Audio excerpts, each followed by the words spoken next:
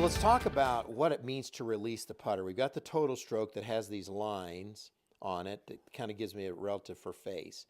At the same time, the edge rail, which is set at 70 degrees, which is the lie angle of the putter, is there so that the putter is going to come back perfectly on path. See how easy that works? But watch the face of the putter. It's perfectly on path. The face of the putter matches these lines perfectly. Now watch what happens through impact. The putter comes through, square. It begins to rotate, or release as we call it, all the way through impact.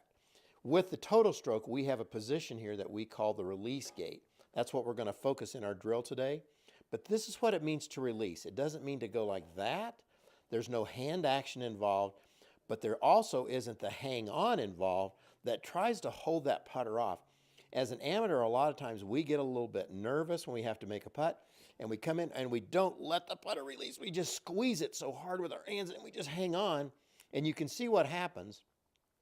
If we're lucky, we get it perfectly square. If we're not lucky, which happens most of the time, now the face is a little bit open. The ball's rotating probably a little left to right, in this case with kind of a slice putt. All we need to do is focus on the concept of letting the toe pass, and that's what we call the release gate. Let's put that into our drill and get that settled out. So let's kind of take a look. We've put the putting post into the total stroke into what we call the release gate.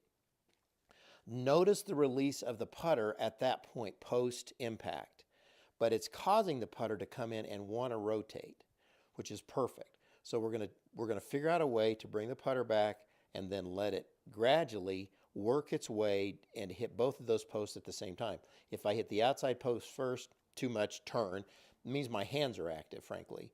If I hit the inside one, that means that I'm hanging on, and I've probably destroyed the triangle as well up above. But if I can bring it through together, then I can make that release perfectly. We set a ball in here, give ourselves a chance to just look at it before we go to our drill. But I want you to see this process of releasing the putter. See how that matches up perfectly? That's the way we want to work the release gate into our practice. So let's get to our drill here. We need to get the feel of this before we move into a competitive situation. And the drill is this: can I make a stroke and bring the putter through to release right here? Can I do that? So let's make that no ball 8 or 10 times.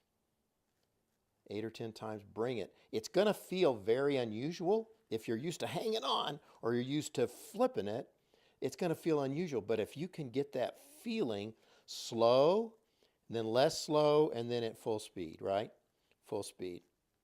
And then we're going to introduce, obviously, a golf ball. We're going to use the Miro balls today. The idea being, I want to get in the habit of seeing that release point. I want to match my putter face to that release point. See how that matches up? I didn't need that long a stroke, but I could still match the face. That's our drill. So we're going to hit 8 or 10 putts like that. Match it up. If it feels strange, maybe hit a few more putts. Then we're going to move on to the game where we still use the release gate as our feedback tool.